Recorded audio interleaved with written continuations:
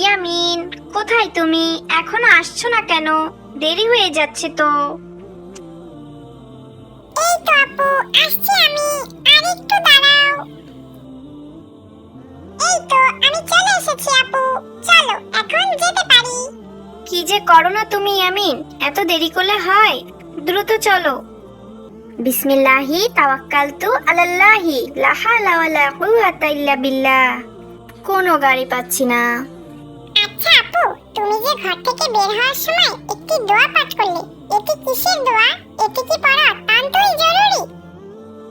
আমি যে দোয়াটি পাঠ করেছি, এই দোয়াটি হচ্ছে ঘর থেকে বের হওয়ার দোয়া। আর এই দোয়াটির অর্থ হচ্ছে, আমি আল্লাহর নামে ঘর থেকে বের হলাম এবং আল্লাহর উপর ভরসা করলাম। মাশাআল্লাহ, এটি একটি খুবই সুন্দর দোয়া। আমি এতদিন জানতাম না আপু। আজ থেকে আমিও এই দোয়া পাঠ করব। হ্যাঁ ইয়ামিন, ঘর থেকে বের হওয়ার সময় তুমি সবসময় এই দোয়া পাঠ করবে, তাহলে আল্লাহর উপর ভরসা করা হলো। বুঝতে পারলে?